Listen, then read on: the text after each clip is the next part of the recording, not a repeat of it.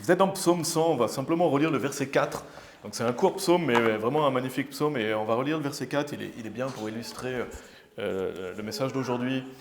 Regardez psaume 100, verset 4, il est dit « Entrez dans ses portails avec remerciements et dans ses cours avec des louanges. Remerciez-le et bénissez son nom. » Donc on va revenir sur ce psaume un peu plus loin, mais aujourd'hui on fait une série, donc on continue notre série de 6 messages.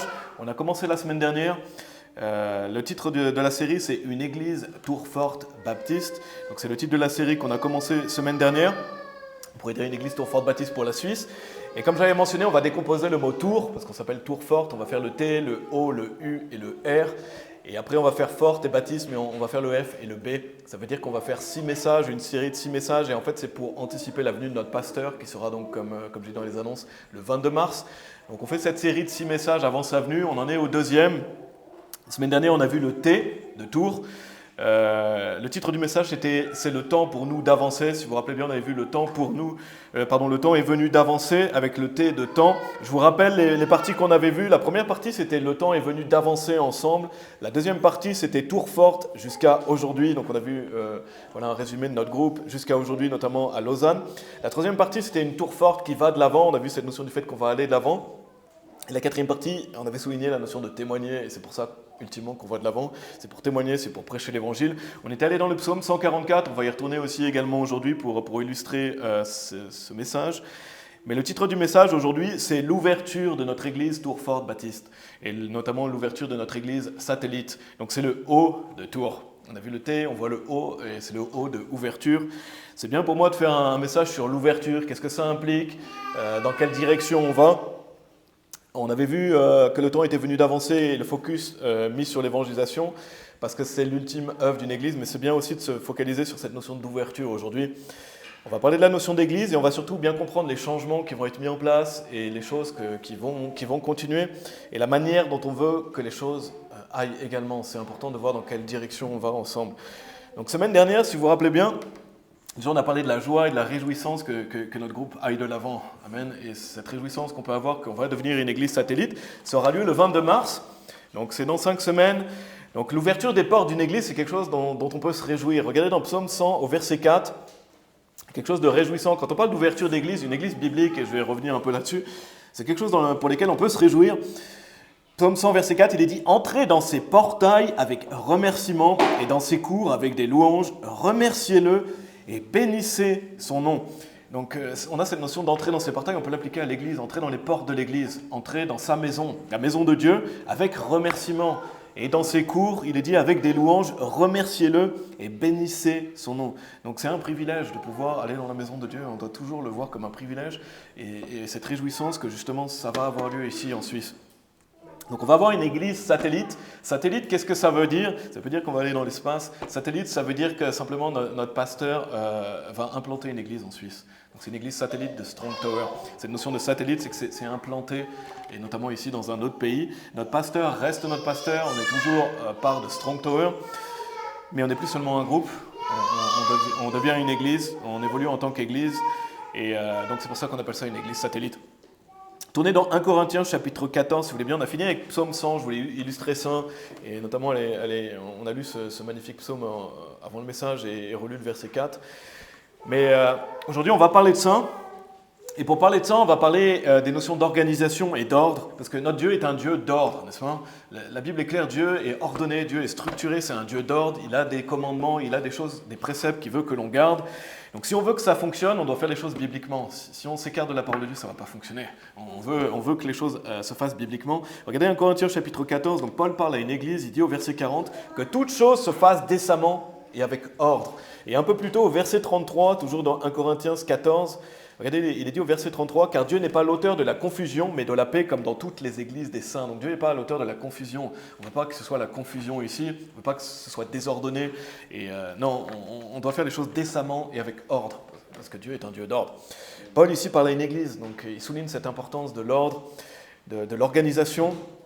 Donc c'est surtout ce que je veux souligner aujourd'hui, c'est peut-être pas le message il y a beaucoup de choses réjouissantes, peut-être pas le message le plus facile, parce que voilà, on parle d'organisation, on parle d'ordre, mais c'est essentiel de parler de ces points-là, notamment quand on va devenir une église satellite, de revoir ensemble les choses qu'on veut continuer à faire, de voir les changements qui vont avoir lieu et de voir cette notion d'organisation. Donc on va faire cette transition en tant qu'église satellite, donc on veut continuer à faire les choses avec ordre. Voilà, on a fait de notre mieux par rapport jusqu'à aujourd'hui, ça va continuer et on veut faire même mieux qu'avant et faire les autres bibliquement. Tournez dans Psaume 144 si vous voulez bien. Donc c'est ce qu'on va développer dans ce message, l'ouverture de notre église satellite Tour Forte. Donc je vous ai dit, Psaume 144, on va y aller dans chaque message. C'est un peu notre chapitre référence de la série parce que je trouve que ça touche un peu à toutes les doctrines que je veux qu'on souligne dans le psaume 144. Donc dans les 6 messages, on ira dans des passages différents. La semaine dernière, si vous vous rappelez bien, on a vu le verset 1, et notamment que béni soit le Seigneur ma vigueur qui a enseigné mes mains à faire la guerre et mes doigts à combattre. Mais regardez au verset 2, on va lire des versets 2 à 4, c'est ce que je veux souligner aujourd'hui. Donc en parlant de Dieu, il est dit « Ma bonté et ma forteresse, ma haute tour et mon libérateur, mon écu et celui en qui je me confie. » Celui qui assujettit mon peuple sous moi, Seigneur, qu'est-ce l'homme que tu t'intéresses à lui, ou le Fils de l'homme pour que tu tiennes compte de lui? L'homme est comme la vanité, ses jours sont comme une ombre qui passe. Donc déjà, soulignons cette notion de haute tour. Je pense que ça vous rappelle quelque chose, mais on est tour forte. Et cette haute tour, cette tour forte, c'est Dieu. Et on le voit dans ce psaume 144, encore cette notion, et on le retrouve à plusieurs reprises, cette notion de tour, ça s'appelle tour forte, dans les proverbes également, dans les psaumes. Donc Dieu est notre haute tour, et mon libérateur, mon écu, est celui en qui je me confie. Donc c'est aussi un rappel pour notre nom. Le fait qu'on s'appelle Tour Forte Baptiste, on voit cette notion de haute tour dans Psaume 144. On va toujours s'appeler Tour Forte Baptiste. Et regardez, il est dit, et celui en qui je me confie. Et c'est ce qu'on veut continuellement, se confier dans la parole de Dieu, n'est-ce pas? Et pour le fait de devenir une église satellite, on va continuer de se confier dans la parole de Dieu. De se confier dans la parole de Dieu, de faire confiance dans comment Dieu veut qu'on fasse les choses.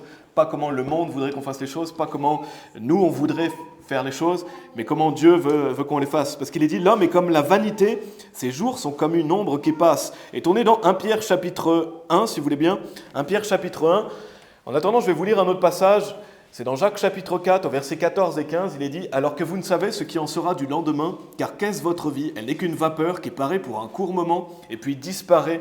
Car voici ce que vous devriez dire, si le Seigneur le veut, nous vivrons et ferons ceci ou cela. » Donc ça nous rappelle à quel point notre vie est fragile, qu'on est une vapeur, qu'on est là pour un court moment. On a vu dans le psaume 144, l'homme est comme la vanité, ses jours sont comme une ombre qui passe. Et avec ça en tête, regardez 1 Pierre chapitre 1, versets 23 et 25, parce que je vais souligner quelque chose. 1 Pierre chapitre 1, versets 23 et 25, à 25, il est dit « étant né de nouveau, non d'une semence corruptible, mais d'une incorruptible par la parole de Dieu. » Et ça nous rappelle que personne ne peut être sauvé sans la parole de Dieu. On est né d'une semence incorruptible, donc pas de mots humains, pas d'une sagesse humaine, mais de la parole, c'est la parole de Dieu, la semence incorruptible. Personne ne peut être sauvé sans la Bible. C'est cette semence incorruptible. Par la parole de Dieu, laquelle vit et demeure pour toujours, car toute chair est comme l'herbe, et toute la gloire de l'homme comme la fleur de l'herbe. L'herbe sèche et sa fleur tombe, mais la parole du Seigneur demeure pour toujours, et c'est la parole qui, par l'évangile, vous est prêchée. Donc on voit que là, déjà la parole de Dieu, il est dit qu'elle vit et demeure pour toujours, et c'est intéressant parce qu'il y a une comparaison entre notre condition d'homme et la parole de Dieu dans ce passage. Je ne sais pas si vous avez souligné, mais il y a notre condition d'homme mortel et il y a la condition de la parole de Dieu qui est immortelle. Regardez, il est dit au verset 24, « Car toute chair est comme l'herbe et toute la gloire de l'homme comme la fleur de l'herbe sèche et sa fleur tombe. » Donc on voit que nous, on est mortel, on est là pour un court moment. Mais au verset 25, il est dit, « Mais la parole du Seigneur demeure pour toujours et c'est la parole qui par l'évangile vous est prêchée. » Donc l'homme passe, nous on passe. N'est-ce pas? On est mortel, on va passer. Par contre, il est dit, mais la parole du Seigneur demeure pour toujours. La parole de Dieu, elle continue. Une fois qu'on est mort physiquement, elle continue. Elle était là avant nous, elle est là après nous. Donc, qu'est-ce qu'on veut souligner? C'est que c'est la parole de Dieu qu'on veut exalter. Ce n'est pas nous-mêmes, n'est-ce pas? Et ici, on voit ce contraste entre nous qui sommes mortels, la parole de Dieu qui est immortelle. Ça veut dire que pour avoir une bonne organisation, ça veut dire que pour réussir, c'est la parole de Dieu qui doit primer.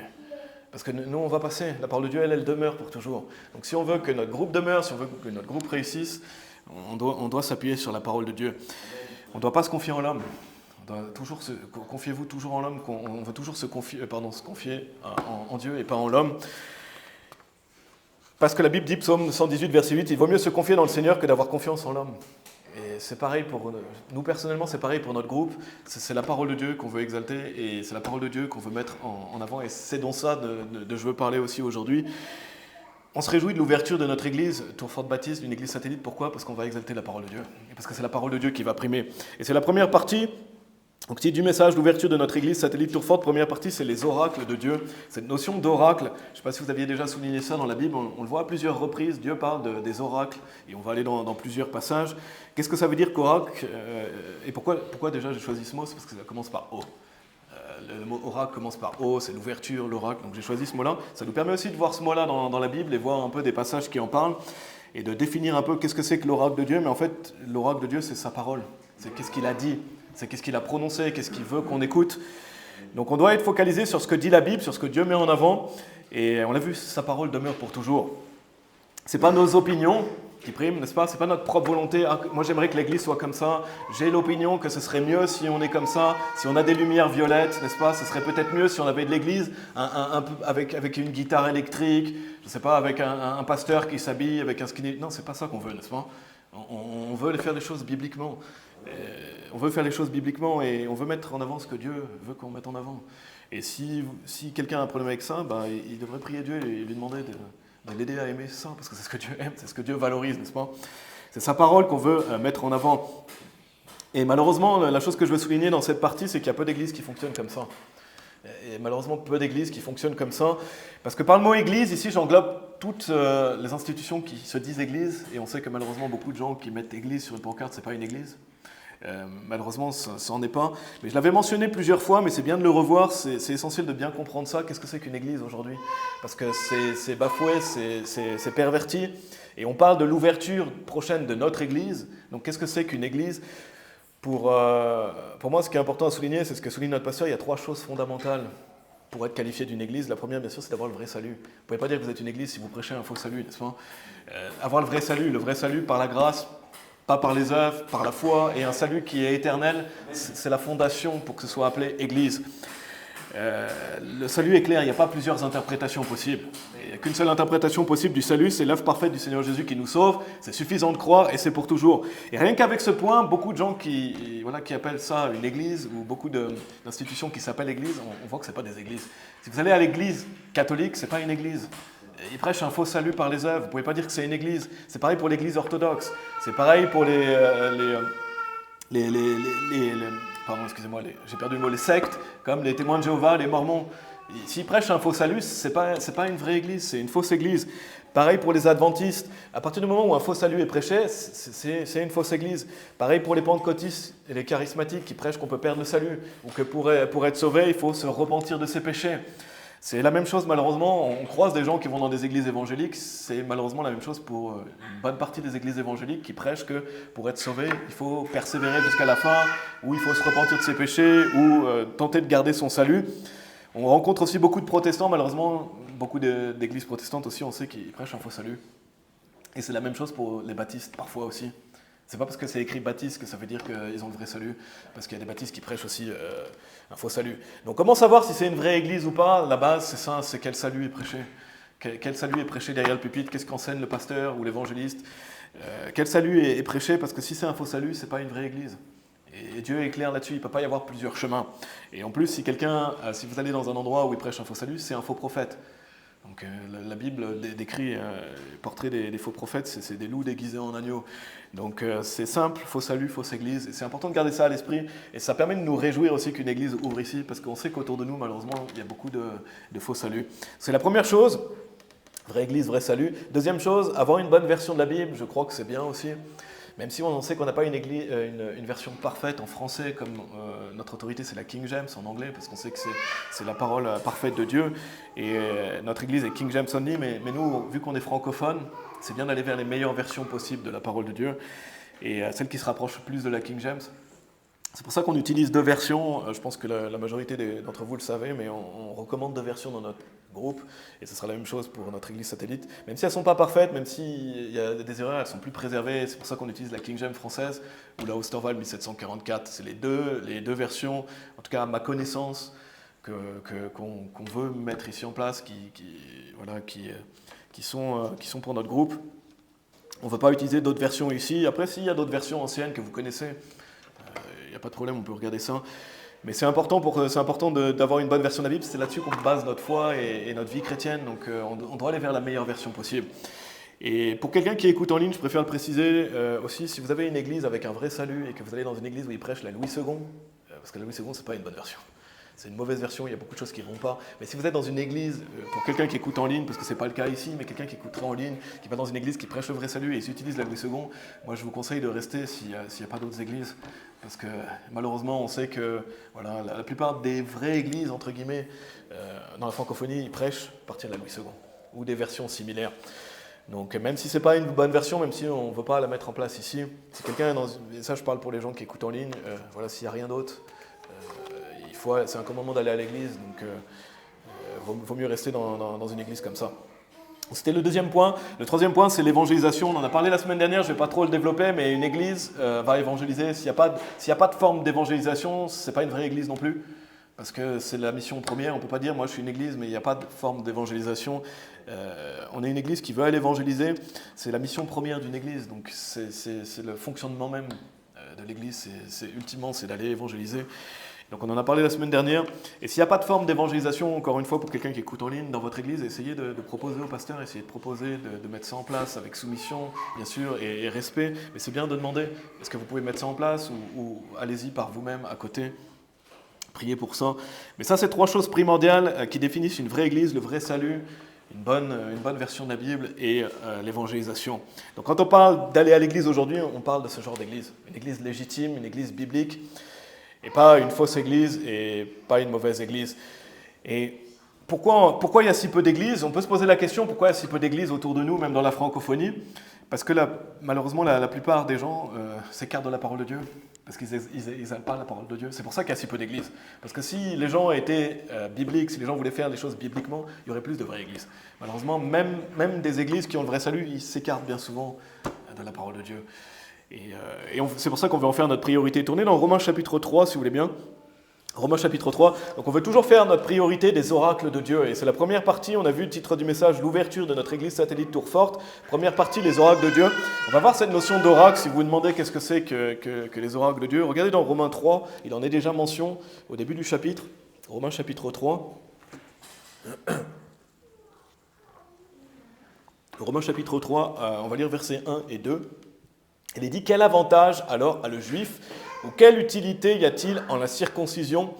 Beaucoup en tout sens, principalement parce que c'est à eux que furent confiés les oracles de Dieu. Pourquoi ils étaient privilégiés? Pourquoi il y avait un avantage? C'est parce que c'est à eux qu'a été confié les oracles de Dieu. Et les mentions ici des oracles, qu'est-ce que ça signifie? C'est sa parole. C'est sa parole que Dieu a confiée et il voulait que le peuple juif soit une lumière pour les nations et prêche sa parole, tout simplement. Donc ici, quand il est dit les oracles de Dieu qui leur sont confiés, c'est la parole de Dieu. Donc c'est cette parole de Dieu qui a été confiée et Dieu avait donné une mission spécifique à son peuple et c'était de faire rayonner sa parole. De faire rayonner sa parole, ses commandements. Les oracles de Dieu, c'est sa parole, c'est la Bible et ça c'est le message de Dieu pour l'humanité. C'est ça les oracles de Dieu. C'est sa parole pure qu'il a préservée. Tournez dans Hébreux chapitre 5, si vous voulez bien. Hébreux chapitre 5. Et c'est ça qu'on veut exalter pour l'ouverture de notre Église, parce qu'on se réunit autour de sa parole. Je vais vous lire Psaume 12, versets 6 à 7. Il est dit, les paroles du Seigneur sont des paroles pures, comme un argent affiné dans un fourneau de terre purifié 7 fois. Tu les garderas au Seigneur, tu les préserveras de cette génération pour toujours. Donc on a la promesse de Dieu que Dieu va préserver sa parole, et c'est des paroles pures. Et tournez dans Hébreux chapitre 5, je vais vous lire aussi rapidement 1 Pierre chapitre 4, verset 11. Il est dit, si un homme parle, qu'il parle selon les oracles de Dieu. Si un homme sert, qu'il le fasse selon la compétence que Dieu lui donne, pour que Dieu en toutes choses puisse être glorifié par l'intermédiaire de Jésus-Christ, à qui sont louange et domination pour toujours et à toujours. Amen. Donc on voit encore cette notion, si un homme parle, qu'il parle selon les oracles de Dieu, ça veut dire qu'il parle selon la parole de Dieu. Donc encore dans ce contexte-là, on a les oracles qui parlent de la parole de Dieu. Et regardez dans Hébreux chapitre 5 au verset 12, il est dit qu'alors que pour le moment vous devriez être des enseignants, vous avez besoin qu'on vous enseigne de nouveau quels sont les premiers principes des oracles de Dieu. Il est dit ici, en tout cas dans la King James, je ne sais pas si c'est la même chose dans la Osterwald, je n'ai pas vérifié, et il est dit, et vous êtes devenus tels que ceux qui ont besoin de lait et non de nourriture solide. Et le verset d'après, il est mention de la parole de droiture. Qu'est-ce que c'est que la parole de droiture? Les oracles de Dieu, c'est sa parole, c'est la parole de Dieu. Donc on voit le lien entre oracle et parole de Dieu. Et c'est bien de le souligner, c'est des mots peut-être qu'on prend moins garde, mais ça signifie la parole de Dieu. Et c'est ça qu'on veut exalter par l'ouverture de notre Église. C'est pour ça que j'ai mentionné les oracles de Dieu. Pour finir cette notion d'oracle, tournez dans 2 Samuel chapitre 16 dans l'Ancien Testament. Si vous voulez tourner dans 2 Samuel, sinon je vais simplement vous lire, je vais simplement souligner un verset. 2 Samuel chapitre 16 au verset 23, toujours dans cette notion d'oracle. 2 Samuel chapitre 16 au verset 23, il est dit « Et le conseil d'Ahitophel, lequel il conseilla en ces jours-là, était comme si un homme s'était enquis à l'oracle de Dieu. Ainsi était tout le conseil d'Ahitophel, tant envers David qu'envers Absalom. » Et je ne vais pas décrire qui était Ahitophel, mais vous pourrez relire ces passages, mais ce que je veux souligner, c'est le fait que s'enquérir des oracles de Dieu, c'était s'enquérir de sa parole. Et ici, il était dit d'aller vers cet homme, c'était comme s'enquérir du conseil de Dieu. Donc quand il est mention de s'enquérir de l'oracle de Dieu, quand il est mention d'écouter son conseil, c'est la parole de Dieu. Donc si vous dites comment je peux avoir le conseil de Dieu, c'est dans sa parole. C'est simple, c'est des choses basiques, et c'est des choses qu'on veut continuer à mettre en avant et en place, parce qu'on peut facilement s'éloigner de la parole de Dieu. La chair veut s'éloigner d'une manière ou d'une autre de la parole de Dieu, c'est pour ça qu'on doit marcher par l'esprit. Et toujours garder la parole de Dieu en premier. Tournez dans Luc chapitre 10. Luc chapitre 10, tout ça, ça permet de souligner, quand on parle d'ouverture d'église, quand on parle d'ouverture de notre église satellite, c'est pour exalter la parole de Dieu et c'est pour que la parole de Dieu soit prêchée. Parce que nous, on est temporaire. Demain, on peut ne plus être là et on espère avoir une longue vie, mais demain, on peut. Mais par contre, la parole de Dieu, elle continue. Donc nous, qu'est-ce qu'on doit faire? Continuer à la prêcher. Parce qu'un jour, on n'est plus là. Mais la parole de Dieu, elle continue. Et si on veut faire les choses bibliquement, c'est ce qu'on doit souligner. Regardez Luc chapitre 10, ça parle de Marie et Marthe. Si vous êtes familier avec Marie et Marthe, à partir du verset 38, on va dire, c'était les sœurs de Lazare. On les retrouve dans Jean chapitre 11 également. Marie, Marthe et Lazare, donc qui sont frères et sœurs. Et là, ça parle de Marie et Marthe dans Luc chapitre 10. On va lire un passage. C'est un passage intéressant. À partir du verset 38, il est dit « Or il arriva, comme ils allaient, qu'il entra dans un certain village en parlant du Seigneur Jésus-Christ, et une certaine femme nommée Marthe le reçut dans sa maison. Et elle avait une sœur nommée Marie, qui aussi s'assit au pied de Jésus et écoutait sa parole. Mais Marthe était gênée au sujet d'un service abondant, et vint à lui et dit « Seigneur, ne te soucies-tu pas que ma sœur me laisse servir toute seule ?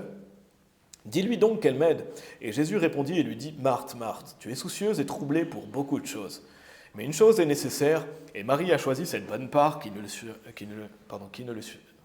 sera pas retirée. » Et c'est intéressant parce qu'on peut s'identifier à Marthe ici, si on est honnête, n'est-ce pas ?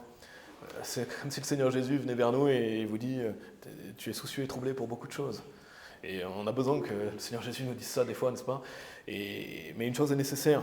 Et Marie a choisi cette bonne part qui ne lui sera pas retirée. On a besoin de se rappeler toujours ça. Et qu'est-ce que fait Marie ? Elle s'assied au pied de Jésus et elle l'écoute. Ça veut dire qu'elle prend le temps d'écouter la parole de Dieu. Elle prend le temps d'écouter le Seigneur Jésus qui est la parole de Dieu incarnée, n'est-ce pas ? Et c'est un magnifique exemple de ce qu'on doit faire. Un magnifique exemple de ce qu'on doit faire. Et le fait d'avoir deux services, le fait qu'on va avoir deux services ici, le matin et l'après-midi, c'est plus d'occasion de faire comme Marie ici, et de venir s'asseoir et d'écouter la parole de Dieu. De venir s'asseoir, de prendre le temps d'écouter la parole de Dieu, de prendre le temps d'écouter qu'est-ce que Dieu veut qu'on fasse, qu'est-ce que Dieu veut qu'on change, où est-ce que Dieu veut qu'on s'améliore, d'être réconforté, encouragé par la parole de Dieu, parce que le Seigneur Jésus dit au verset 42, « Mais une chose est nécessaire, et Marie a choisi cette bonne part qui ne lui sera pas retirée. » Encore une fois, cette notion, pour moi aussi, ça fait référence au fait que la parole de Dieu, elle demeure pour toujours. Et c'est pour ça aussi que c'est bien d'avoir un service le matin et l'après-midi. Plus de services, plus de parole de Dieu. Plus de parole de Dieu exaltée. Et donc c'est quelque chose auquel on doit se réjouir pour l'ouverture de notre Église. Retournez dans 1 Corinthiens chapitre 14, on y est allé tout à l'heure. J'aurais pu vous dire de garder quelque chose dedans si vous voulez y retourner. Pour les messages, ce que je voulais souligner aussi, c'est qu'on aura un service le matin et l'après-midi probablement, et c'est même quasiment sûr, le matin, ce sera plutôt des messages thématiques comme on avait l'habitude de faire la plupart du temps, et l'après-midi, ce sera plutôt une étude biblique ou une série. Mais c'est bien de garder une habitude, voilà, ça sera un peu différent le matin et l'après-midi, mais bien sûr ce sera toujours la Bible qui est prêchée, mais plutôt des messages thématiques sur des thèmes le matin et une étude biblique l'après-midi, c'est comme ça aussi que notre Église fonctionnait, ou alors de faire une série, et ça sera bien, on pourra continuer le livre de Luc, ça permettra de ne pas le finir en 3 ans, parce qu'à l'allure qu'il en avance, on en aurait pour longtemps, on n'en est qu'au chapitre 5, et les chapitres de Luc sont longs, il y a beaucoup de doctrines, il y a beaucoup de choses à apprendre, donc c'est bien, on pourra avancer dans le livre de Luc. Et le livre de Luc est vraiment bien parce que ça permet d'apprendre plus sur le Seigneur Jésus-Christ. C'est comme un voyage avec le Seigneur Jésus-Christ. Et voilà, j'espère que vous appréciez le livre de Luc parce que c'est un magnifique livre et on pourra mieux l'avancer. Ça permettra d'avancer un peu plus. Donc si vous êtes dans 1 Corinthiens chapitre 14, ce que je veux souligner, c'est que la Bible donc, est notre autorité, donc la Bible sera prêchée. Et notre pasteur, quand il est venu la dernière fois, il a prêché sur cette notion du fait que Dieu prescrit la prédication. Et il avait utilisé notamment 1 Corinthiens chapitre 14, je vais le souligner, regardez le verset 3. 1 Corinthiens 14, verset 3, il est dit « Mais celui qui prophétise, donc celui qui prêche la parole de Dieu, parle aux hommes, il est dit pour l'édification et l'exhortation et le réconfort. » Donc là, ça souligne l'importance de la prédication. Et le pasteur l'avait souligné, Dieu prescrit la prédication. Et c'est important pour notre édification, pour notre exhortation et pour notre réconfort. Et la priorité de quelqu'un qui vient derrière le pupitre et qui prêche ici, c'est de prêcher pour les gens du groupe. C'est ce que je veux souligner aussi. La priorité, c'est pour les personnes ici. L'objectif, c'est les personnes de notre groupe qui va devenir une église satellite. Et c'est bien de le souligner parce que notre objectif, c'est pas le monde en ligne, c'est pas YouTube. Notre objectif, c'est les gens ici. Et c'est ce sur quoi je veux me focaliser, c'est ce qui est important, c'est ce sur quoi notre pasteur se focalise. Le plus important, c'est les gens qui sont ici, n'est-ce pas? Les gens qui vont se rajouter également. C'est pas le monde en ligne, c'est pas YouTube. C'est pas non plus de faire le show et le buzz sur YouTube, c'est pas ça qui est important. Ce qui est important, c'est les gens qui sont ici. Et c'est ce qu'on veut. Et Internet, c'est un super outil pour diffuser la parole de Dieu. C'est un outil pour ça, notamment l'évangile. Donc Dieu merci quand on peut l'utiliser, mais la priorité, c'est les personnes qui sont ici, n'est-ce pas? Et c'est que les personnes ici puissent grandir, qu'on devienne plus matures, qu'on puisse grandir. Et c'est de construire de quelque chose de solide ensemble ici, et c'est ce que je veux souligner. Internet, c'est bien si des personnes sont absentes ou malades, par exemple, qui ont un problème, mais voilà, je veux qu'on priorise, je veux que les gens priorisent le fait de venir ici. C'est ce qu'on veut. Internet, c'est pas aller à l'église. C'est bien parce que si on ne peut pas venir, c'est bien si voilà, on veut réécouter un message, mais plutôt que d'écouter sur Internet, la priorité, c'est au groupe, et ça, je veux le souligner également dans ça. Et il n'y a pas non plus d'obligation à mettre les messages en ligne. Pourquoi? Parce que le plus important, c'est que c'est les gens ici qui écoutent la parole de Dieu. Donc Internet, c'est bien, c'est un outil, mais ce n'est pas la priorité. Donc je veux les souligner aussi, il n'y a pas d'obligation par exemple de mettre un message en ligne, je veux qu'on se focalise sur les gens qui sont ici. Et on a vu cette notion d'édification, exhortation et réconfort. Non seulement on a besoin de ça, et ça fait partie de l'édification, de l'exhortation et du réconfort, mais on a besoin de prédication dure également, n'est-ce pas? Nous, on est une église qui prêche dur. Pourquoi on est une église qui prêche dur? Parce qu'on est dans un monde de péché, parce qu'on a besoin d'écouter des prêches contre nos péchés. Même si ce n'est pas facile, et le fait de venir en face à face, ce n'est pas la même chose que quand vous l'écoutez en ligne. Quand vous écoutez quelqu'un prêcher en ligne contre votre péché, oui, ça impacte, mais quand vous écoutez quelqu'un en face à face qui vous prêche contre vos péchés, c'est plus impactant. Et c'est pour ça que c'est important de venir. Et c'est pour ça que la prédication dure est importante. Si quelqu'un prêche dur contre le péché, c'est justement parce qu'il vous aime, parce qu'il ne veut pas que vous tombiez dans ces pièges-là. Et c'est parce que la Bible nous dit de le faire, d'élever nos voix par rapport à ça. Donc on ne doit pas être offensé quand quelqu'un prêche sur nous. Et ce n'est pas la même chose qu'écouter en ligne. Même si c'est bien d'écouter des messages en ligne, ce n'est pas la même chose. Et on veut écouter les messages en ligne de notre pasteur. Mais c'est bien de venir en présence. Tournez dans Éphésiens chapitre 4, si vous voulez bien. Éphésiens chapitre 4, donc comment les oracles de Dieu sont mis en valeur par le fait que la parole de Dieu est prêchée, par le fait qu'on veut prêcher la parole de Dieu, le fait d'avoir deux services, ça permet d'exalter encore plus la parole de Dieu, ça permet de construire encore plus nos vies sur sa parole. Regardez dans Éphésiens 4, on retournera dans ce passage dans un autre message pour reparler un peu de certaines notions. Mais regardez au verset 11, il y a quelque chose que je veux surtout souligner.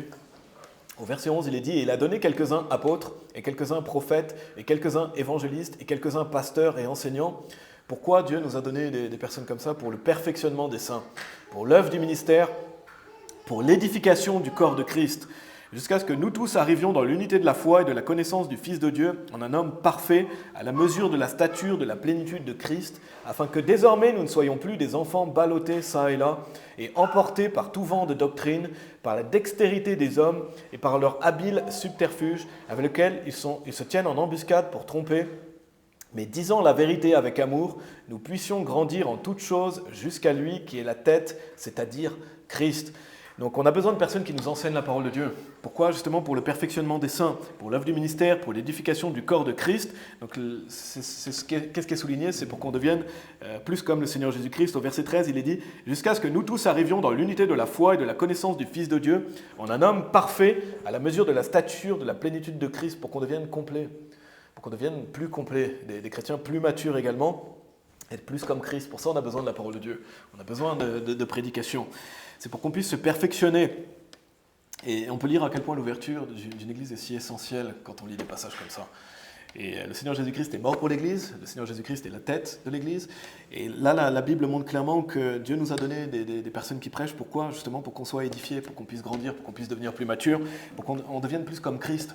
Et ultimement pour lui porter plus de fruits et lui être plus agréable. Donc c'est vraiment essentiel. Et il y a une chose qui est soulignée en plus ici, regardez au verset 14, il est dit « Afin que désormais nous ne soyons plus des enfants, ballottés çà et là et emportés par tout vent de doctrine, par la dextérité des hommes et par leur habile subterfuge avec lequel ils se tiennent en embuscade pour tromper. » Quelqu'un qui ne va pas à l'église, il va être ballotté çà et là, malheureusement. Pourquoi? Parce qu'on est des êtres humains, on est des moutons, on a la chair.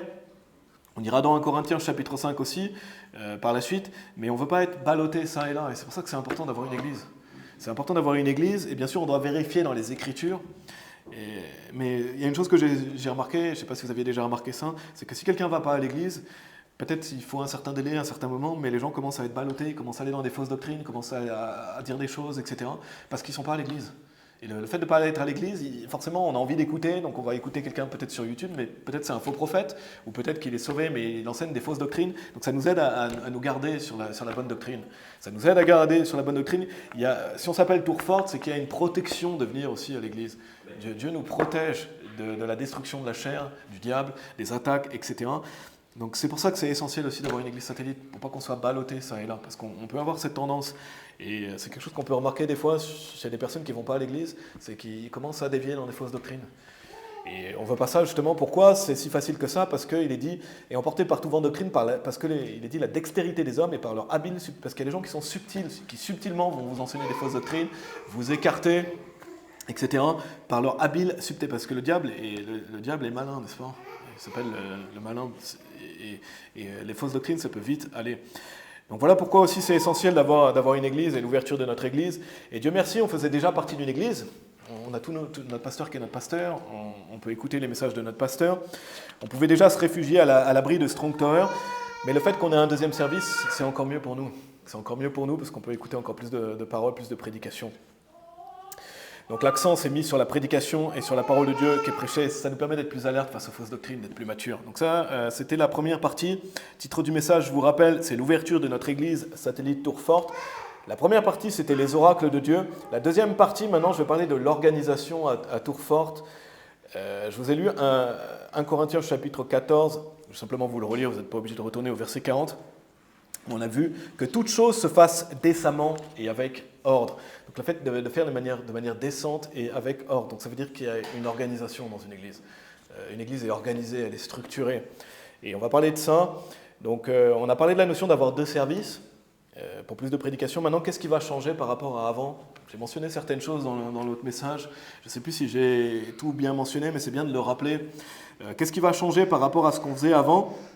Parce qu'on veut faire les choses décemment et avec ordre. Donc on va encore plus procéder comme notre Église, plus procéder dans le fonctionnement de notre Église. Donc il y a beaucoup de choses qu'on faisait déjà. Par exemple, bien sûr, on sait qu'on avait la prière, on sait qu'on avait la lecture de la Bible, on sait qu'on avait la prédication et les chants. Qu'est-ce qui va changer? Et c'est bien de le revoir, c'est qu'on va se réunir à partir de 10h maintenant le dimanche ici, pour ceux qui peuvent. Donc à partir de 10h, on peut venir ici, on aura le premier service qui sera à 10h30. Donc à partir du 22 mars. Notre pasteur va prêcher pour nous pour le service d'ouverture et par la suite on va continuer dans ces horaires-là. Donc on aura notre premier service à 10h30, vous pouvez arriver entre 10h et 10h30. On aura un service le matin entre 10h30 et midi. Après on a cette possibilité, et Dieu merci, de pouvoir manger ici pour ceux qui veulent. Donc si des personnes veulent manger ici, ils peuvent manger ici ou rentrer manger chez eux. C'est comme les gens préfèrent ou manger quelque part. On aura l'évangélisation à la suite du repas, je pense vers 13h, 13h15. Voilà, je vais voir, on va aussi tester pour voir qu'est-ce qui est le mieux, le temps qu'on met pour manger, etc. Si des gens aussi veulent manger chez eux. Mais à peu près vers 13h, on pourra aller évangéliser. Et voilà, on essaiera d'évangéliser pendant entre 1h15 et 1h30 comme on faisait avant. Et on aura notre service l'après-midi à 15h30. Donc ça permet de laisser du temps, ça permet d'avoir du temps pour manger, ça permet d'avoir du temps pour aller évangéliser, ça permet du temps aux mamans aussi de rester ici si le temps ne permet pas. Donc on a la salle qui est ouverte aux mamans avec les enfants. Notre service de l'après-midi sera à 15h30. Donc le premier service sera à 10h30, le deuxième service sera à 15h30. Normalement vers 17h on aura fini le deuxième service et ça permet aux gens de rester jusqu'à 17h30. Donc on aura la salle entre 10h et 17h30. Et ce qui est bien, comme je l'ai mentionné, c'est que c'est toujours ici. On aura toujours cette salle, on sera toujours ici et c'est une bonne salle. Donc ça c'est ce qui va changer par rapport à l'organisation. Qu'est-ce qui va changer aussi ou qu'est-ce qui va être adapté? On aura quelqu'un qui va prier entre les chants, c'est ce que fait notre église. Si vous aviez déjà écouté notre église et notamment les annonces, c'est quelqu'un qui prie entre les chants, ça on va le mettre en place aussi. On aura la récolte de la dîme aussi, quelque chose qu'on ne faisait pas ici. Et notre dîme ira toujours à notre église, mais ça sera possible de la donner ici. Et je reparlerai de la dîme dans un autre message pour bien expliquer ce que c'est, mais en tout cas, ça, c'est les choses qui vont changer, c'est pour ça que je le souligne. On aura aussi les prières de notre groupe qui seront dans le service de l'après-midi. Donc les prières, on les mettra en place l'après-midi. Si vous avez des prières, on priera l'après-midi. On aura tourné dans 1 Chronique, chapitre 9, pas 1 Corinthiens, mais 1 Chronique, pas 1 Corinthiens, mais 1 Chronique. Si vous voulez bien tourner dans 1 Chronique. Mais il y aura aussi une chose qui va changer, c'est qu'on aura un usher aussi. Je ne sais pas si vous êtes familier avec ce que c'est qu'un usher. C'est quelqu'un qui accueille, c'est quelqu'un qui aide au bon déroulement. Et ce sera un homme de notre groupe, ce sera Thomas qui va faire un usher pour notre groupe. Et je me réjouis de ça, c'est vraiment une belle œuvre à faire. Et j'ai confiance en Thomas pour ça aussi, et c'est bien qu'on puisse avoir quelqu'un qui fasse ça. Et c'est biblique, si vous vous demandez où c'est dans la Bible, regardez dans 1 Chronique chapitre 9, mais dans l'Ancien Testament, mais on l'applique au Nouveau Testament, et c'est un magnifique travail très important. Dans notre église, il y a plusieurs personnes qui le font, plusieurs hommes qui le font. Si vous avez déjà visité notre église, vous avez sûrement dû le voir. Et il y a plusieurs hommes qui sont ushers. Et il y a un passage dans l'Ancien Testament qu'on peut appliquer dans le Nouveau Testament par rapport à ça. Si vous êtes dans 1 Chronique 9, regardez, on va regarder au verset 19. Et il mentionne plusieurs fois des portiers, si vous voulez relire ce chapitre plus tard pour voir plus en détail, si vous êtes intéressé à voir un peu plus de choses par rapport à ça, moi je vais aller juste dans certains passages. Mais regardez 1 Chronique 9, verset 19, il est dit, donc ça parle de plusieurs hommes, et Shaloum, le fils de Coré, le fils d'Ebiasaph, le fils de Korah, et ses frères, les Korahites, de la maison de son père, avaient la charge de l'ouvrage du service, il est dit, gardiens des portes du tabernacle, et leur père, préposé sur le camp du Seigneur, était gardien de l'entrée. Et Phinéas, le fils d'Éléazar, était autrefois leur chef, et le Seigneur était avec lui. Je ne sais pas si vous êtes familier avec Phinéas, mais c'est celui qui va arrêter, il est assez célèbre parce qu'il va arrêter une plaie en prenant une lance et en tuant deux personnes qui je crois qu'ils ont commis la fornication. Il va arrêter la plaie, Dieu va le bénir pour ça. Il avait été zélé pour Dieu, et Phinéas, c'est quelqu'un qu'on retrouve ici dans ce passage, et il est mention de certaines personnes qui étaient gardiens des portes du tabernacle, gardiens de l'entrée. Et on voit que Phinéas était leur chef autrefois. Je pense qu'à ce moment-là, il n'était pas encore le grand prêtre, parce qu'après il va devenir le grand prêtre, probablement à la mort de son père, il a pris la succession, mais je ne vais pas rentrer dans les détails, mais Phinéas, on le retrouve dans la Bible, et on voit qu'il était autrefois leur chef. Donc ça montre que l'importance du rôle qu'ils avaient. C'était un grand homme de Dieu, Phinéas. Et il était autrefois leur chef, et le Seigneur était avec lui. Ça montre l'importance du rôle qu'ils avaient. Regardez au verset 21. Verset 21, toujours dans 1 Chronique chapitre 9, il est dit « Et Zécharia, le fils de Méchélémia, était portier à l'entrée du tabernacle de la congrégation. Tous ceux-là qui furent choisis pour être portiers au portail étaient 212. Cela a été compté selon leur généalogie dans leur village que David et Samuel le voyant avaient établi dans leur office. Ainsi, eux et leurs enfants étaient préposés aux portes de la maison du Seigneur, c'est-à-dire de la maison du tabernacle, pour y faire la garde. » Donc on voit que c'était des hommes choisis. C'était une tâche importante que Dieu leur a confiée. Ils étaient choisis, et il est dit aux portes de la maison du Seigneur. Et comment on applique ça aujourd'hui? C'est les portes de l'Église. Pour moi, c'est un passage qui fait mention que dans le Nouveau Testament, avoir un usher, c'est quelque chose de bien. Et quelqu'un qui est à la porte, quelqu'un qui accueille, quelqu'un qui aide, quelqu'un qui soutient, quelqu'un qui surveille également, c'était une tâche importante dans l'Ancien Testament, c'est toujours important dans le Nouveau Testament. Et c'est un privilège de pouvoir faire ça. Et notre Église croit à l'importance de ce rôle. Et le fait qu'on évolue vers une Église satellite, ça permet aussi de mettre ça en place. Donc on peut l'appliquer dans une certaine mesure, ce qu'on a vu dans l'Ancien Testament, au Nouveau Testament, et notamment pour, il est dit, préposer aux portes de la maison du Seigneur. Donc c'est un rôle très important, c'est valorisant, et c'est essentiel, et c'est quelque chose qui va changer pour notre groupe. Donc c'est un des changements qu'on aura, le fait qu'on aura un usher. Restez dans la Chronique chapitre 9, autre chose que je veux souligner, donc il n'y aura pas de changement majeur au niveau du service, mis à part qu'on aura un deuxième service. Si j'ai oublié quelque chose, je reviendrai vers vous à travers la série, mais on va continuer à louer Dieu. C'est bien parce qu'on aura 2 fois plus de chants, 2 fois plus de louanges à Dieu, et 2 fois plus de chances de se réunir pour chanter à Dieu.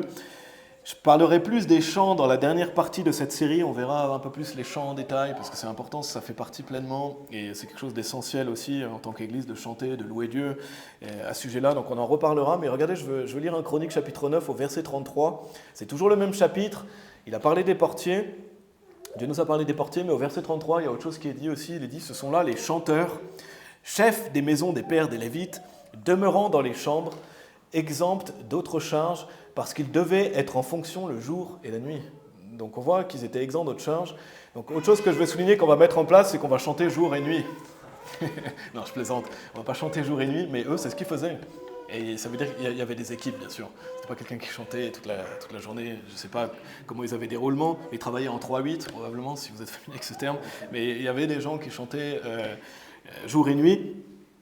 Et c'est la même chose aujourd'hui, on a besoin de quelqu'un qui lead les chants, n'est-ce pas? On a besoin de quelqu'un qui lead les chants, c'est un travail essentiel et Tristan va continuer à leader les chants pour notre groupe.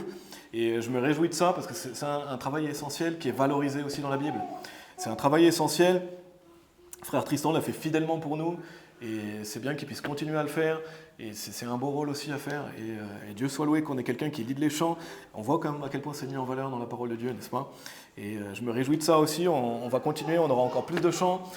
Et on aura encore aussi plus de musique. On aura encore aussi plus de musique et frère Arthur continuera de jouer du piano pour nous, à moins qu'il veut arrêter, mais je pense qu'il veut continuer. Et ça aussi, c'est une part importante du ministère musical, n'est-ce pas? D'avoir des instruments. Et j'espère qu'on aura d'autres instruments aussi par la suite. Mais c'est aussi bien de souligner le travail personnel d'Arthur. Et ça demande du travail de s'exercer, d'apprendre des musiques. Et on peut le remercier aussi pour ça. C'est quelque chose qui est valorisé dans la parole de Dieu et c'est quelque chose qu'on veut continuer à faire et ça fera 2 fois plus de musique. Donc Dieu merci pour le travail de chacun et chacune bien sûr aussi, mais c'est des travails à valoriser. Et non seulement ça, mais tout le monde qui chante. Parce qu'on le voit ici, et là les chanteurs, chefs des maisons des pères, des lévites, demeurant dans les chambres, etc. Mais c'est quelque chose que Dieu veut qu'on fasse chacun d'entre nous. Le fait qu'on se réunisse et qu'on chante, qu'on élève nos voix, n'est-ce pas?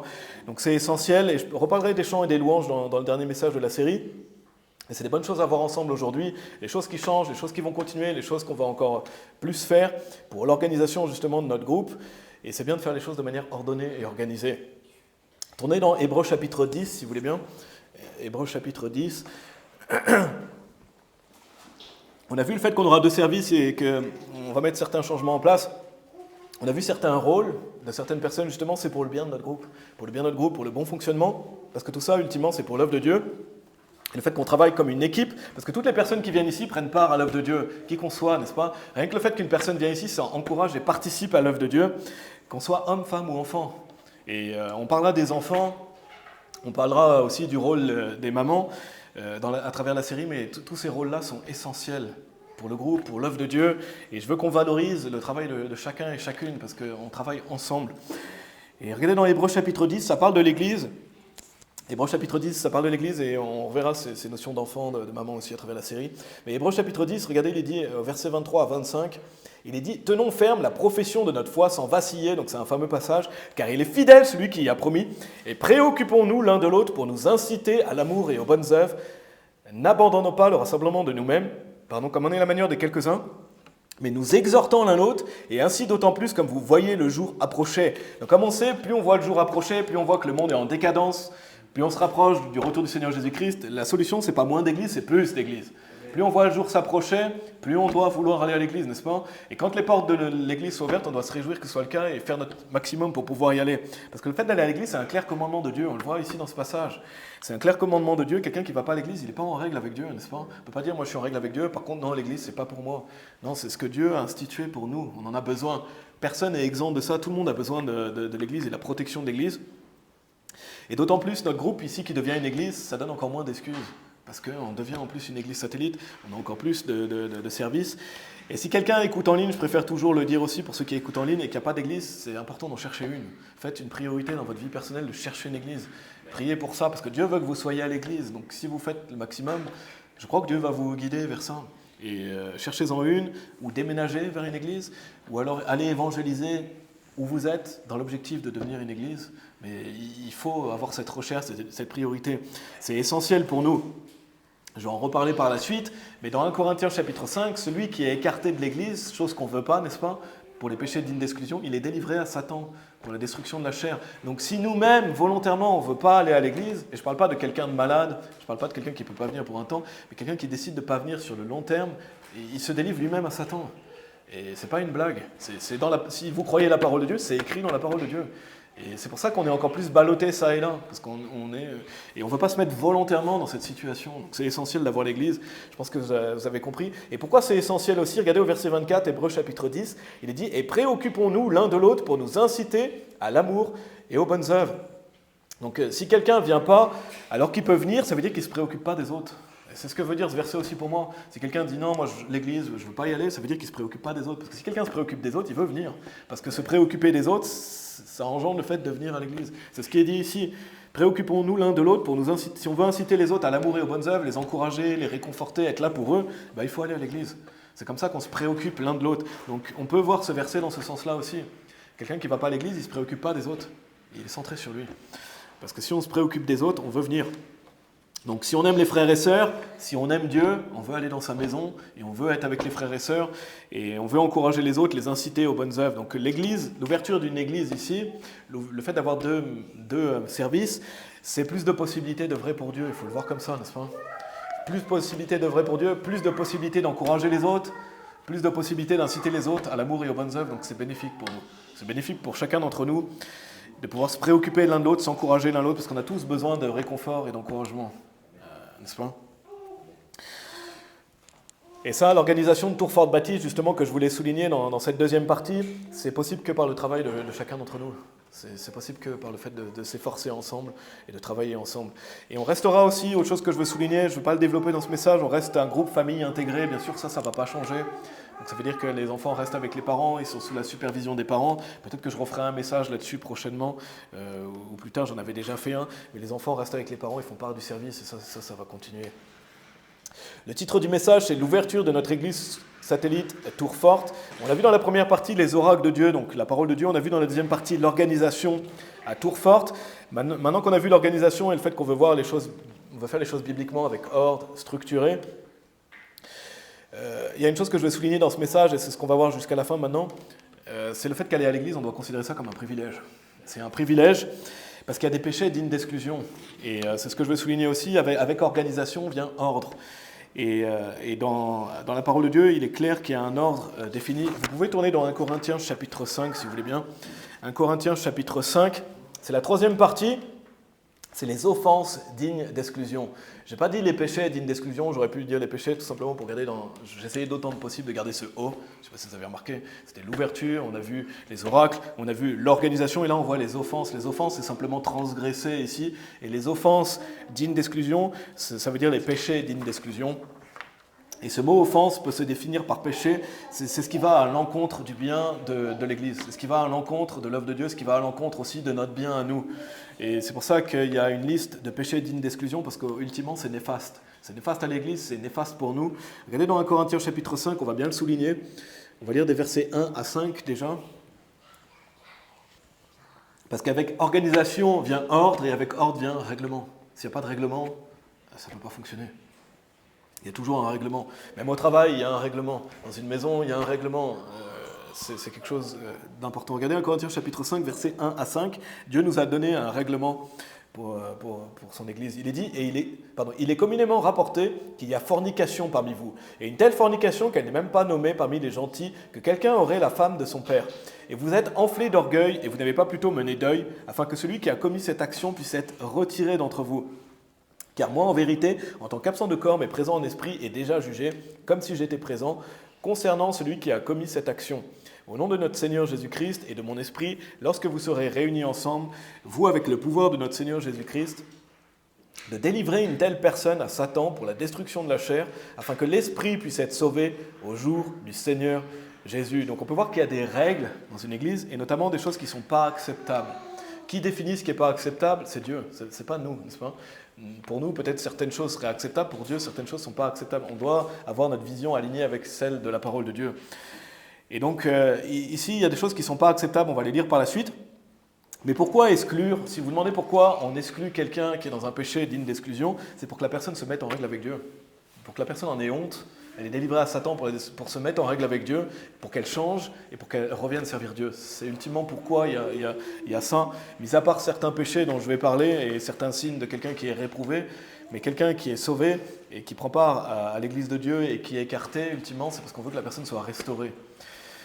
Mais il y a cette notion d'exclusion. On veut que la personne se repente et revienne par la suite. Regardez au verset 6. Au verset 6, il est dit « Votre fanfaronnade n'est pas bonne » parce qu'eux se vantent d'être soi-disant plus aimants que Dieu. C'est ce qu'on pourrait lire à travers ce passage. Nous, on est aimants, donc si quelqu'un commet la fornication, c'est pas grave, il peut venir. Et c'est malheureusement le cas de beaucoup d'églises. Vous pouvez aller à l'église et vous êtes dans la fornication, le pasteur il s'en fiche, il ferme les yeux là-dessus. Et nous on ne va pas fermer les yeux là-dessus parce que Dieu ne ferme pas les yeux là-dessus. Et Paul leur dit, votre fanfaronnade n'est pas bonne. C'est pas être plus aimant que Dieu que de laisser des péchés dignes d'exclusion se répandre au milieu de nous. Et c'est pas être aimant envers les autres non plus. Un pasteur qui laisse ça, il n'est pas aimant envers sa congrégation. Pourquoi il n'est pas aimant? Parce qu'il est dit, ne savez-vous pas qu'un peu de levain fait lever toute la pâte? Parce que ça se répand. Et parce qu'une église va être détruite si on laisse ça. Retirez par conséquent le vieux levain afin que vous puissiez être une nouvelle pâte à mesure que vous êtes purifiés, car même Christ, notre Pâque, est sacrifié pour nous. Par conséquent, gardons la fête, donc là ça parle du souper du Seigneur, de la scène, non avec le vieux levain, ni avec le levain de malice et d'immoralité, mais avec le pain sans levain de la sincérité et de la vérité. Et pourquoi justement il y a cette liste de péchés d'exclusion, d'autres qu'on va lire par la suite? C'est parce que le péché se répand dans l'assemblée si on laisse ça faire. Ça se répand, on s'influence les uns les autres, les enfants vont être élevés dans un environnement, ils vont se dire que c'est normal, les gens vont commencer à trouver ça normal, moi aussi je peux le faire si lui il le fait. Et les gens aussi cherchent des excuses pour le péché, n'est-ce pas? On sait, si on est honnête, on a cherché des excuses pour justifier nos péchés, et ça donne plus de raisons aux gens de se justifier, et ce n'est pas quelque chose de bénéfique ni à l'Église, ni à l'œuvre de Dieu, ni à nous-mêmes non plus. Regardez au verset 9, donc c'est pour protéger l'Église, c'est pour protéger les personnes de l'Église, et c'est Dieu qui nous dit de faire ainsi. Regardez au verset 9, il est dit, verset 9, je vous ai écrit dans un épître de ne pas tenir compagnie avec des fornicateurs, cependant non pas entièrement avec les fornicateurs de ce monde, ou avec les convoiteux, et les extorqueurs, ou les idolâtres, car alors vous auriez besoin de sortir du monde. Mais c'est ce qui nous intéresse par rapport à l'Église. Mais maintenant je vous ai écrit de ne pas tenir compagnie si quelqu'un qui est appelé un frère est un fornicateur, ou convoiteux, ou un idolâtre, ou un railleur, ou un ivrogne, ou un extorqueur, de ne pas manger avec un tel homme. Car qu'ai-je à faire à juger aussi ceux du dehors? Ne jugez-vous pas ceux du dedans, mais ceux qui sont du dehors, Dieu les juge. Par conséquent, retirez d'entre vous cette personne immorale. Donc ça parle de ceux du dedans, si vous avez remarqué. Si ça parle de ceux qui sont appelés des frères ou sœurs, ça veut dire à l'intérieur d'une église. Ça parle de personnes sauvées qui sont membres de l'église ici. C'est pour ça qu'il est dit appeler un frère. Par exemple, quelqu'un vous appelleriez un frère dans l'assemblée. Donc ça parle d'un membre. Et on lit donc des péchés dignes d'exclusion. Il est dit fornicateur, ou convoiteux, ou un idolâtre, ou un railleur, ou un ivrogne, ou un extorqueur. Et je vais mentionner brièvement un peu ce que ça signifie. Peut-être que certaines personnes connaissent moins, et c'est bien de nous le rappeler aussi. C'est bien aussi de s'inspecter, c'est bien de garder ça à l'esprit, et c'est quelque chose qui fait partie de l'organisation et de l'ordre de notre groupe, qui va devenir aussi une église satellite. Qu'est-ce que c'est que la fornication? Je pense que tout le monde est familier avec ça, mais c'est le fait d'avoir des rapports intimes en dehors du mariage. Si quelqu'un a des rapports intimes en dehors du mariage, c'est ce qu'on appelle la fornication. La convoitise, parce qu'ici il est dit un convoiteux, c'est pas simplement quelqu'un qui lutte un peu avec la convoitise ici, parce que ça peut nous arriver de convoiter, n'est-ce pas? Là ça parle du convoiteux, donc c'est des personnes qui sont très convoiteuses. Et c'est des personnes qui sont excessives, immodérées, et qui viendraient répandre ça ici. Par exemple, l'amour de l'argent, les personnes qui sont excessivement et immodérément justement convoiteux par rapport à ça, et qui vont mettre l'argent devant les choses de Dieu. Et ça c'est dangereux, n'est-ce pas? Si quelqu'un venait ici constamment parler de l'argent, constamment faisait ça, poussait ça sur les autres, c'est dangereux parce que ça pourrait faire partir des gens, ça pourrait devenir une idole. Ça peut aussi être des choses d'autres personnes. C'est quelqu'un qui est très convoiteux à l'excès. L'adultère peut entrer aussi dans ce genre de péché. C'est un péché aussi digne d'exclusion dans la convoitise. L'idolâtrie, c'est l'adoration des statues, bien sûr, on le sait. Si quelqu'un avait un pied entre notre Église et l'Église catholique, il doit faire un choix parce qu'on ne peut pas rester dans cet état-là, parce qu'aller dans l'Église catholique, c'est ultimement prendre part à l'idolâtrie. Bien sûr, pas quelqu'un de nouveau, mais quelqu'un qui veut devenir membre. Donc c'est les fausses églises qui adorent un faux Dieu, mais même dans la soi-disant chrétienté, comme je dis, quelqu'un qui prêcherait un faux salut, si vous allez dans une église qui prêche un faux salut de la repentance des péchés, c'est une idole qui est prêchée, ce n'est pas le vrai Dieu de la Bible. Donc c'est quelqu'un qui adore qui que ce soit ou quoi que ce soit comme un Dieu, quelqu'un qui viendrait pousser quelque chose. Dans ce sens-là aussi, c'est comme convoiteux, c'est quelqu'un qui est vraiment idolâtre. Un railleur, si vous êtes familier, qu'est-ce que c'est qu'un railleur? C'est quelqu'un qui fait des mensonges et des fausses accusations. Quelqu'un qui va faire des fausses accusations, des mensonges, c'est le fait de calomnier, c'est être un faux, dire qu'on est témoin de quelque chose et de faire une fausse accusation sur quelqu'un. C'est pas avoir une opinion négative sur quelqu'un, c'est pas avoir une opinion négative de quelqu'un ou dire quelque chose de dur sur quelqu'un derrière le pupitre. C'est pas ça être un railleur, c'est pas ça du railing, c'est quelqu'un qui fait des mensonges et des fausses accusations. Et ça peut entraîner la division, c'est quelque chose de dangereux, et c'est quelque chose auquel on veut prendre garde. L'ivrognerie, donc il y a le mot ici, ou un ivrogne, Qu'est-ce que c'est que l'ivrognerie? C'est l'alcoolisme. Et c'est pas seulement quelqu'un qui, comme on voit dans la rue, et qui on se dit ah, lui c'est un ivrogne. L'ivrognerie, selon Dieu, ça peut être quelqu'un qui boit de l'alcool régulièrement tout seul. Si quelqu'un boit de l'alcool tout seul, ça peut rentrer dans cette catégorie. Si quelqu'un boit aussi jusqu'à se rendre sous, ça rentre dans cette catégorie. L'alcoolisme, c'est pas ce qu'enseigne la Bible. C'est pas seulement ceux qui boivent beaucoup, mais ça peut être les gens qui boivent tout seuls. Ça peut être à juger en fonction des situations. Mais voilà, on en avait déjà parlé de l'alcool. Mais si vous dites où est la limite, le mieux c'est de ne pas boire d'alcool du tout, n'est-ce pas? Parce que la Bible est contre l'alcool. Si vous ne buvez pas d'alcool, au moins vous savez que vous êtes en règle avec Dieu à ce niveau-là. Donc ici, l'ivrognerie, c'est la régularité. Et la drogue rentre, bien sûr, aussi dans ça. Parce que c'est le fait de ne pas être sobre. Le dernier, c'est l'extorsion. Et si vous voulez tourner dans Matthieu chapitre 18, en attendant, l'extorsion, qu'est-ce que c'est que l'extorsion? C'est quelqu'un qui utilise une forme de menace ou de force, incluant l'autorité, pour prendre de quelqu'un ou arnaquer quelqu'un sur un prix ou en chargeant des intérêts. Ça, c'est l'extorsion. Ça peut être quelqu'un, par exemple, vous avez peut-être des fois reçu des mails frauduleux pour arnaquer les gens. Ça, c'est de l'extorsion. On essaie d'extorquer les gens par des mails frauduleux, par exemple, par des menaces, d'accusations aussi, menacer quelqu'un par la force ou par la violence. Ça peut être manipuler des gens pour obtenir quelque chose. Par exemple, quelqu'un qui refuse de travailler, qui viendrait vers tout le monde et essayer d'avoir de l'argent de tout le monde, etc. Ça ne veut pas dire aider un frère pauvre, quelqu'un qui est dans le besoin, ça c'est différent. Mais quelqu'un qui viendrait ici et qui essaierait de demander à tout le monde de l'argent et qui pousse ça sur les gens, pourrait même utiliser une certaine forme de menace, de manipulation, etc. Donc ça, c'est l'extorsion. Et je viens de vous lire tous ces péchés. Si quelqu'un se dit autant pas aller à l'église dans ces cas-là, moi je pourrais commettre ces péchés. Je vais vous relire 1 Corinthiens chapitre 5, verset 5, il est dit de délivrer une telle personne à Satan pour la destruction de la chair, afin que l'esprit puisse être sauvé au jour du Seigneur Jésus. Si quelqu'un se dit vaut mieux pas aller à l'église dans ces cas-là, vous allez vous délivrer vous-même à Satan. Que vous soyez exclu par l'église, que vous y allez vous-même parce que vous êtes dans ces péchés-là, ultimement vous êtes délivré à Satan. Donc qu'est-ce qui est mieux à faire? Se mettre en règle avec Dieu, n'est-ce pas? Craindre Dieu et ne pas aller dans ces péchés. Et demander de l'aide à Dieu si besoin, de s'introspecter, de s'examiner soi-même et de faire attention à ces péchés-là, parce qu'on est tous pécheurs. Si c'était ne plus pécher pour venir ici, personne ne viendrait, n'est-ce pas? Mais il y a des péchés qui sont graves, que Dieu considère graves, auxquels on doit prendre garde, et on voit des péchés ici, à travers cette liste d'un Corinthiens chapitre 5. On peut ajouter aussi Matthieu chapitre 18, je vais vous l'expliquer brièvement. Matthieu chapitre 18, au verset 15, c'est bien de le rappeler aussi, ça fait partie aussi des péchés dignes d'exclusion, c'est quand il y a un désaccord ou quand il y a des problèmes. Regardez, Matthieu chapitre 18, verset 15 à 17, il est dit de plus, si ton frère enfreint contre toi, va et dis-lui sa faute entre toi et lui seul. S'il t'écoute, tu as gagné ton frère. Si vous avez offensé quelqu'un et que la personne vient vous voir, qu'est-ce qu'il faut faire? Il faut demander pardon, n'est-ce pas? On demande pardon, on se met en règle, on veut la paix, on veut aller vers le mieux. On ne veut surtout pas être comme le verset 16, mais s'il ne t'écoute pas, quelqu'un qui reste sur sa position, qui ne veut pas écouter, il est dit, alors prends avec toi une ou deux personnes, afin que par la bouche de 2 ou de 3 témoins, toute parole soit établie. Vous amenez des témoins, vous dites, voilà ce qu'il a fait contre moi, et vous amenez des témoins, et vous voulez que la personne se repente. Et il est dit au verset 17, et s'il néglige de les écouter, dis-le à l'église, là ça va à un niveau supérieur, ça vient devant l'église, mais s'il néglige d'écouter l'Église, qu'il te soit comme un païen et un publicain. Donc ça commence par une offense personnelle. Par exemple, quelqu'un qui vous a offensé, quelqu'un qui vous devrait de l'argent, ou un désaccord, un litige entre nous, par exemple. La personne vient vers vous, on voit, ils essayent de parler, et il n'y a pas d'accord possible. Ça passe devant 2 ou 3 témoins. On passe à l'étape supérieure. S'il n'y a pas d'accord, ça va devant l'Église. Et là, ça commence à devenir un gros problème. Parce que, pourquoi ça devient un gros problème? Parce que maintenant, ça veut dire que la personne qui a commis la faute, elle est incapable de se soumettre à l'autorité. Et là, il y a un vrai problème. Si quelqu'un est incapable de se soumettre à l'autorité, c'est qu'il y a un vrai problème. Si la personne n'accepte pas le jugement de l'Église, ça veut dire que la personne n'accepte pas ultimement l'autorité et donc qu'il y a un vrai problème par rapport à ça, n'est-ce pas? Donc c'est le 7e péché digne d'exclusion. Refuser la décision de l'Église, ça engendre l'exclusion aussi. Donc on le voit à travers ce passage de Matthieu. Le 8e, si vous voulez tourner dans Romains chapitre 16, tournez dans Romains chapitre 16.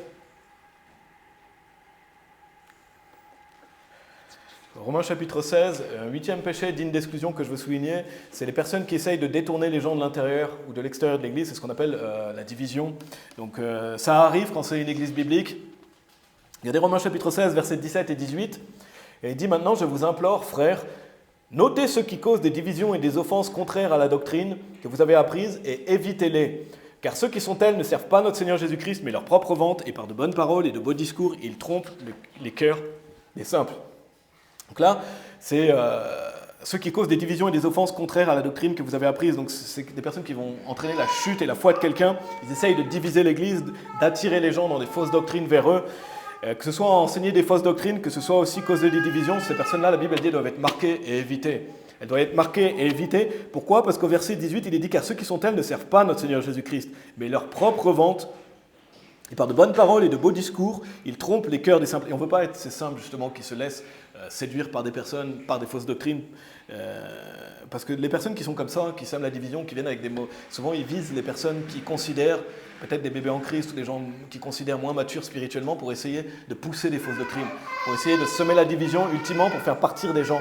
Donc c'est un péché extrêmement pervers et c'est contraire à la doctrine de Christ. Pourquoi ? Parce que c'est pas ce qu'enseigne le Seigneur Jésus-Christ, n'est-ce pas ? Le Seigneur Jésus, il enseigne l'unité, il enseigne l'unité, il enseigne l'autorité aussi.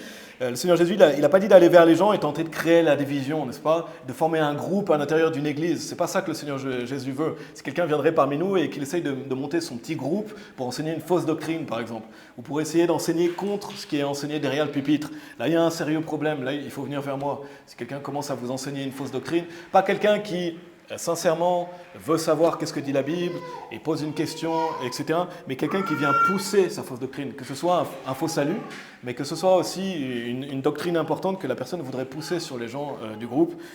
La Bible nous met en garde sur ça, ceux qui causent des divisions et des offenses, et ça peut être subtil. Ça peut être quelqu'un qui vient subtilement semer le doute dans votre esprit. Ah, vous avez vu ce verset ? Pourtant, il a enseigné ça. Ça peut être subtil et il faut prendre garde à ça. Et parce que ultimement, c'est pas pour le bénéfice du groupe. S'il y a des choses comme ça, il faut venir vers moi ou aller vers le pasteur. Parce qu'il est dit, par de bonnes paroles et de beaux discours, il trompe les cœurs des simples. Ultimement, qu'est-ce que veulent ces personnes ? C'est créer la division, détruire l'œuvre de Dieu. Et si vous êtes sincère et honnête, c'est pas pour ça que vous venez, n'est-ce pas ?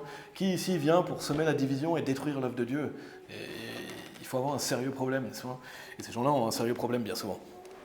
Donc la voie du Seigneur, c'est pas de démoraliser et de calomnier. Tournez dans 2 Timothée chapitre 3, si vous voulez bien. Donc ça, c'était le 8e à travers Romains chapitre 16. Donc on veut faire attention à ça nous-mêmes aussi. On veut être humble et soumis à l'autorité et faire attention à ça, poser des questions humblement. Regardez 2 Timothée chapitre 3, c'est le dernier que je vais souligner, c'est ce qu'on appelle un réprouvé. C'est ceux qui ont des viles affections, c'est les faux prophètes. Dans 2 Timothée chapitre 3 aussi, ça fait partie des péchés dignes d'exclusion. 2 Timothée chapitre 3, versets 8 à 9, la Bible enseigne clairement, on ne va pas aller dans les détails, mais il est dit « Or comme Jannes et Jambres résistèrent à Moïse », eux c'est des faux prophètes, dans le passage, de même ceux-là aussi résistent à la vérité, hommes aux intelligences corrompues, réprouvés concernant la foi. Si quelqu'un est réprouvé concernant la foi, ça veut dire qu'il ne peut plus croire. Si vous ne pouvez plus croire, ça veut dire que vous ne pouvez plus être sauvé. Et ça ne parle pas de quelqu'un de sauvé. Une fois que vous êtes sauvé pour toujours. Ça parle de quelqu'un de non sauvé qui rejette la vérité. Et quand il peut arriver à un certain point où Dieu dit, voilà, tu ne veux pas me retenir dans ta connaissance, je t'abandonne à un esprit réprouvé. Et là, c'est le cas de ces personnes, Jannes et Jambres ici. Mais ils n'iront pas plus loin, car leur folie sera manifestée à tous les hommes, comme la leur l'a été aussi. Au final, ces gens-là, s'ils viennent pour infiltrer, pour détruire, un jour ou l'autre, ils seront manifestés. Ils seront manifestés parce que la Bible dit ici, ils ne peuvent pas être sauvés, et la Bible dit, détourne-toi, ça veut dire les exclure. Si on doit se détourner de ces gens-là, on ne les veut pas parmi nous, n'est-ce pas ? On ne veut pas des faux prophètes, on ne veut pas des gens qui ont des viles affections ou des gens qui sont des réprouvés parmi nous. Et ça fait partie d'un des bénéfices de venir ici. Vous n'allez pas vous retrouver à côté de quelqu'un comme ça. Dès qu'il sera manifesté, il sera exclu. Et il n'y a pas de tolérance pour ça. Et c'est des péchés dignes d'exclusion. Hommes aux intelligences corrompues, réprouvés concernant la foi. Et c'est pour protéger ultimement les personnes ici. Et c'est notamment aussi les viles affections qu'on voit dans Romains chapitre 1. Peu importe si les gens se disent « s'être repenti de ça », nous on sait ce que dit la Bible par rapport à ça. Si quelqu'un est clairement réprouvé et qui fait partie de ces signes-là, il sera exclu. Et là, il n'y a pas de possibilité de repentance. Cette personne ne sera jamais la bienvenue si elle a montré des signes par rapport à ça. Et ça ne parle pas de quelqu'un de normal ici, encore une fois. Si vous avez des questions, n'hésitez pas à venir vers moi par rapport à ça. Je ne vais pas développer plus. Mais on peut voir que la Bible décrit des péchés dignes d'exclusion. Et ultimement, c'est pour nous protéger. C'est pour protéger l'œuvre de Dieu. Donc il y a certains péchés auxquels on doit prendre garde. On a vu dans 1 Corinthiens chapitre 5, fornicateur ou convoiteux, ou un idolâtre, ou un railleur, ou un ivrogne, ou un extorqueur. On doit prendre garde à ces choses-là. Et bien sûr, il peut y avoir un temps pour une nouvelle personne, quelqu'un qui viendrait ici dans le groupe, qui est nouveau, qui ne connaît pas ces choses-là, qui vient d'arriver. Il y a un temps des fois pour que la personne se mette en règle avec Dieu. On ne va pas tomber sur la personne tout de suite dessus, n'est-ce pas? À moins qu'il soit un réprouvé. Mais si c'est quelqu'un de normal, et c'est le pasteur qui juge de ça, mais généralement c'est quand on devient membre, quand on est sauvé et baptisé. Et ultimement, ça s'applique à des frères, ça s'applique à des gens qui sont impliqués dans l'Église, qui sont membres. Mais si quelqu'un vient d'être sauvé, ce n'est pas le moment de lui dire d'abandonner tel ou tel péché, on veut qu'il soit baptisé, n'est-ce pas? Si quelqu'un est sauvé, la prochaine étape, c'est son baptême. Et donc quand ils sont baptisés, quand ils veulent prendre part à l'église, alors maintenant, oui, c'est le temps de leur enseigner ces choses-là. Mais voilà, il y a ces péchés-là auxquels on veut prendre garde. Il y a bien sûr un temps pour une nouvelle personne, mais il y a d'autres péchés qui sont signes de réprobation. Quelqu'un qui est un réprouvé, si vous êtes sauvé et que vous croyez au Seigneur Jésus-Christ, Dieu soit loué, vous n'êtes pas un réprouvé, vous ne serez jamais réprouvé. Et c'est bien de le dire parce que des fois, il y a peut-être des gens qui ont peur quand on enseigne ces doctrines-là, surtout quand ils ne sont pas accoutumés. Quelqu'un qui est sauvé, il ne peut jamais être comme ça. Et on n'a pas à avoir une peur par rapport à ça. Quand on est sauvé, on le sait, on est sauvé, n'est-ce pas? Quelqu'un qui est un réprouvé, c'est quelqu'un qui déteste Dieu dans son cœur. Si vous ne détestez pas Dieu dans votre cœur, vous n'êtes pas un réprouvé. Et c'est bien de le rappeler parce que des gens, des fois, peuvent avoir peur, on peut avoir des doutes, etc. Ça peut arriver. Mais si vous êtes sauvé, si vous croyez au Seigneur Jésus-Christ, vous ne serez jamais réprouvé. Là, c'est vraiment des gens qui le savent, ils détestent Dieu dans leur cœur. Donc, par contre, voilà, ce que je veux souligner, c'est que si quelqu'un a un signe de réprobation, là, c'est un ennemi de Dieu, c'est des personnes qui ne sont jamais les bienvenues et qui ne seront jamais les bienvenues de nouveau. Ces personnes-là, elles peuvent être dans ces péchés dignes d'exclusion d'un Corinthiens chapitre 5, parce que ces personnes-là sont remplies de toute injustice, c'est ce que nous dit la Bible, notamment le railleur, ça peut être une des caractéristiques des fois. Mais les péchés qu'on a vus dans Romains chapitre 16, quelqu'un qui vient diviser activement, ce n'est pas un comportement normal. Quelqu'un qui viendrait diviser activement et qui serait exclu. Quelqu'un qui vient prêcher ouvertement un faux salut pour détruire aussi, pas seulement quelqu'un qui a un doute, ou, voilà, mais quelqu'un qui vient ouvertement pour ça. Ou quelqu'un qui a des viles affections, c'est des signes de réprobation. Et donc voilà, il faut prendre garde à ça. Donc c'était le haut aujourd'hui, on va conclure le message. Retournez dans Psaume chapitre 100, si vous voulez bien. Psaume chapitre 100, on va conclure le message. Je vous rappelle, le haut qu'on a vu, c'est l'ouverture de notre église Tour Forte. Donc on a vu le haut de ouverture, on a vu les oracles de Dieu, le fait qu'on veut exalter la parole de Dieu, que ultimement la parole de Dieu demeure pour toujours. Nous on est temporaire et c'est la parole de Dieu qu'on veut prêcher, c'est la parole de Dieu auquel on veut se fier. Pour ça, Dieu soit loué, on aura 2 services. On a vu l'organisation à Tour Forte Baptiste, les changements qu'on va mettre en place, les choses qui vont continuer, les horaires. Et s'il y a des choses, si vous avez des questions, revenez vers moi. S'il y a des choses que je vais développer peut-être aussi plus dans d'autres messages. Comme j'ai dit, c'est une série de 6 messages. On a vu les offenses dignes d'exclusion. Et on finit par une notion plus dure, si vous avez remarqué, cette notion d'offense, de péché, d'inexclusion. Pourquoi on finit par ça et pourquoi je l'ai souligné là-dedans? Parce que c'est essentiel, c'est biblique. Si on veut une organisation, un ordre, si on veut que notre œuvre perdure, on doit absolument prendre garde à ça. C'est pour protéger, et c'est pour nous protéger aussi. Et c'est des clairs commandements de Dieu pour son Église, n'est-ce pas? Donc pour finir ce message, on va se réjouir de l'ouverture de notre Église. On l'a lu dans Psaume chapitre 100. On veut que Dieu bénisse son œuvre ici, on veut faire les choses avec ordre. Psaume chapitre 100 au verset 4, il est dit « Entrez dans ses portails avec remerciement et dans ses cours avec des louanges. Remerciez-le et bénissez son nom. » Donc on peut remercier Dieu que les choses évoluent ici. On a vu la première partie par rapport à ça, on a vu une deuxième partie, on verra une troisième partie, ce sera le U de Tours. Je ne vous dis pas volontairement les titres des messages, mais on ira dans le U, on verra une autre notion aussi fondamentale, si on veut que les choses réussissent, si on veut aller de l'avant, et on verra ça la semaine prochaine. Donc aujourd'hui, on a vu une église Tour Forte Baptiste, c'était la deuxième partie, cette notion de l'ouverture de notre église satellite Tour Forte. Si vous voulez bien, on va prier. Merci Père, merci pour ta parole Seigneur, merci Seigneur pour le fait que ton œuvre ici avance en Suisse, merci d'avoir béni ton œuvre, merci Seigneur de toutes les personnes qui y prennent part. Seigneur, je te prie que tu puisses nous mettre à cœur de continuer à travailler pour toi ensemble Seigneur, merci pour d'avoir répondu à nos prières aussi par rapport à ça Seigneur, merci pour notre pasteur qui a à cœur de nous aider Seigneur et de faire avancer ton œuvre. Et on va se réjouir Seigneur parce que ultimement entrer dans tes portails c'est une joie. On peut venir pour te remercier, te louer, écouter ta parole, grandir dans ta parole, Seigneur, qu'on puisse avoir l'humilité de recevoir aussi les enseignements, Seigneur, que ce soit pour l'exhortation, le réconfort, l'édification, mais aussi, à travers ça aussi, pour qu'on puisse se mettre en règle avec toi, pour qu'on puisse changer.